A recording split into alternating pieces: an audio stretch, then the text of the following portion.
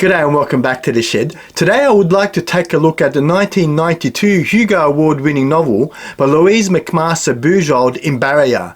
But when I reviewed Falling Free quite some time back now, I made a note that the best way to read these wonderful novels in the Vorkosigan saga is to really read them in internal chronological order. So I've been doing that over the last few months, and I've just read Cordelia's Honor, which includes Shards of Earth and Barrayar combined in the one novel.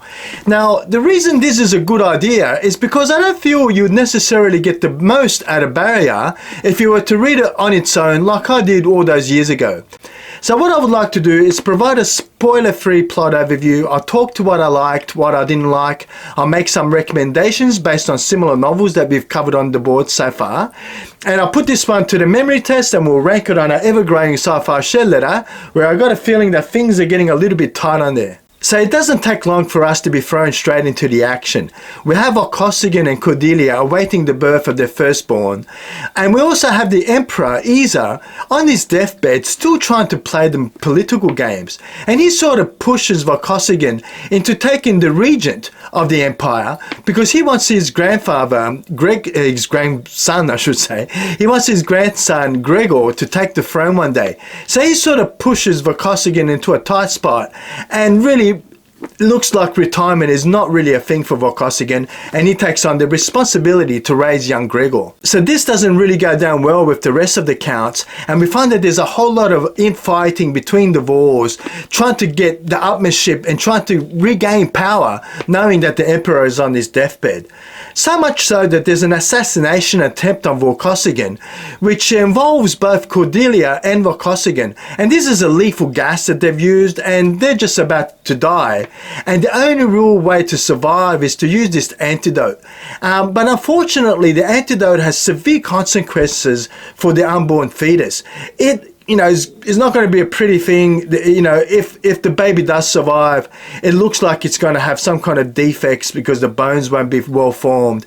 And this has sort of put a lot of strain on Vorkosigan and Cordelia. So this has put Cordelia in a really difficult position because she's getting pressure from all sides to terminate this pregnancy, but she will not have any bar of it. So she takes the baby and puts it into this artificial womb and hires one of these controversial doctors to see if they could actually treat the baby and give him some hope of surviving. And in the midst of all of this, it appears that the coup against Vorkosigan is starting to take momentum, and we find that Cordelia's got nothing to lose. She needs to take matters into her own hand and see if she can, save her unborn child, help Vorkosigan take reign of this political nightmare and bring peace to Vorkosigan's era. So what is there to like in Barrayar by Lois McMaster Bujold? For me, it's definitely got to be the characters. I would say that this one is definitely a character-driven novel. I thought the characters were all wonderful. I really liked the strong female lead we had in Cordelia. I thought she was a wonderful character,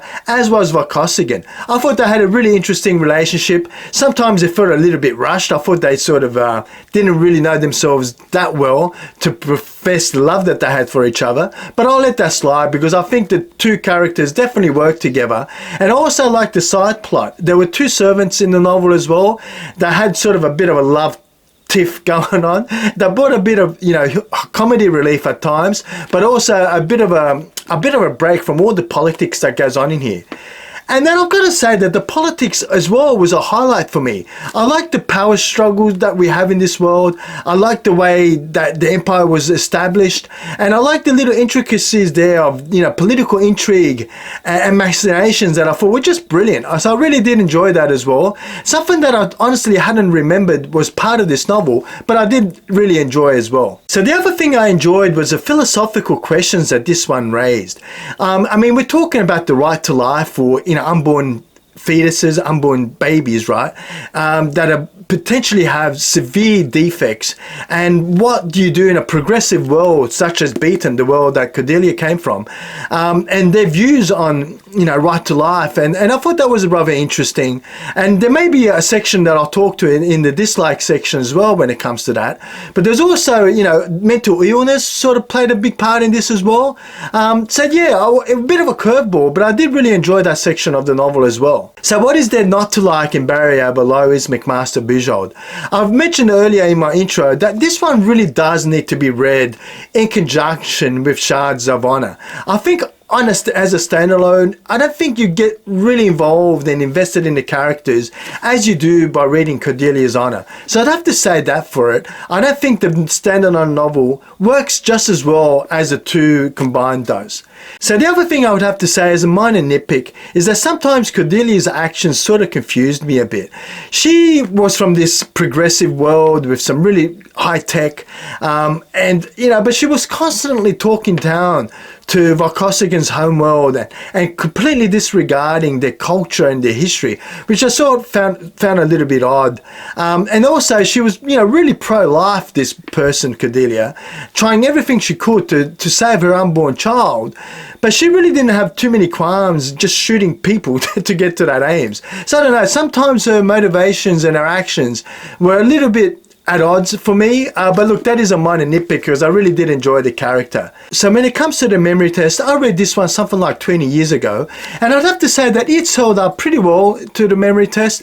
I do remember Barrayar being the novel that we learn about Miles Vorkosigan's injuries and why he is the way he is. I did sort of remember that, and I did remember Cordelia and Vorkosigan being his parents, and I remember that there was some kind of accident, but honestly I couldn't remember what caused the accident. So some of the plot is a little bit amiss, and the side plot there with the two love interests I sort of completely forgot about, which was sort of really nice rereading this time round. So yeah, it held up pretty well to the memory test as well. So when it comes to recommendations, I really enjoyed Barrayar, but I really do feel that you would get the best reading experience if you did try Cordelia's Honor. Now, when it comes to similar novels that we've covered to that on the board, I'd have to say that Falling Free by Lois McMaster Bujold, that won the Nebula Award, is also another great place to start. It is actually my recommended place to start with the Vorkosigan saga, because this takes something like I think it's just in the same universe, but I think it was like 500 years prior to the events in Cordelia's Honor. But this is also a wonderful characters-driven novel that I think is a wonderful place to start. And if you have read Falling Free, I'd say you're definitely going to enjoy Cordelia's Honor, and vice versa. Now, when it comes to other novels that have been ranked on the Sci-Fi Shed ladder that I would call, character-driven novels, I can't but not recommend Doomsday Book by Connie Willis. This is a wonderful novel that is doing really well on the Sci-Fi Shed ladder, but I also really enjoyed the characters in this one. It was an absolute highlight. Completely different type of novel. This is more about, traveling back in history into the bubonic plague era, but this is just a wonderful characters-driven novel. One last novel that I'd like to point out is Catherine Assaro's The Quantum Rose. As I was reading Cordelia's Honor and those light romance themes that pop up from time to time, I couldn't help but be thrown back to The Quantum Rose by Catherine Assaro. So I think if you've enjoyed Catherine Assaro's The Quantum Rose, I'd say have a go at Cordelia's Honor. I reckon you'll enjoy it as well. We're going to have to rank it on the Sci-Fi Share ladder. Let me flip the cameras and see where this one lands. So back to the share ladder and ranking tonight's Hugo Award-winning novel for 92 and Lois McMaster Bujold's Barrayar. So this one's going to be interesting to rank when I apply my full criteria that I've documented below, because when it comes to the concept in this one I wouldn't say was very strong or very unique. Not like what we find, for example, in To Your Scattered Bodies Go, or The Free Body Problem, or Moving Mars, or Red Mars, right? Really strong science fiction and fantasy themes. For example, The Claw Conciliator, right? This one didn't have that, but I thought it still did wonderfully well in the execution. I thought the planet of Barrayar and the political structure there and the wars and the way these counts worked, I thought that was really well done. So I thought it got really good marks for the execution. I also really enjoyed the plot. I thought the plot for both novels, Shards of Honor and Barrayar, I thought the overarching plot was really interesting and one that just sets the scene for the novels that are yet to come in the Sci-Fi Shed ladder.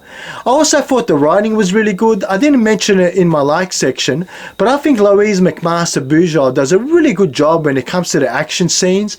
I thought the action scenes just flow really nicely and give you just enough information to really appreciate what's going on there. I think I made similar comments in Falling Free when I reviewed that as well. So I did enjoy that. So it's going to be rather interesting to see where this one lands on the ladder, because if I look at other character-driven novels that we have on the board, we probably should jump straight up to the Doomsday book by Connie Willis, which is ranking what? It looks like the top 10 there.